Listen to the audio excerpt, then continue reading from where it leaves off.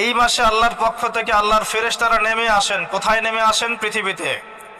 তাদের সর্দার হিসেবে থাকেন জিবরাইল আলাইহিস সালাম।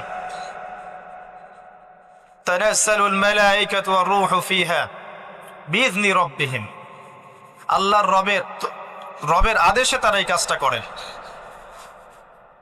মিন কুল্লি আমর, প্রত্যেকটা বিষয়ের ফয়সালা হয় এই রাতে। আপনার আমার তাকদীর লিখা হয়েছে আসমান জমিন সৃষ্টির 50,000 বছর আগে।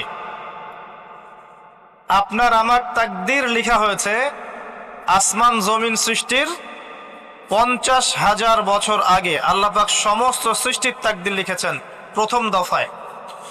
দ্বিতীয় দফায় তাকদীর লেখা হয়েছে যখন আমার আপনার রূহ আমাদের মায়ের গর্ভে ছিল 4 মাস 10 দিন বয়স।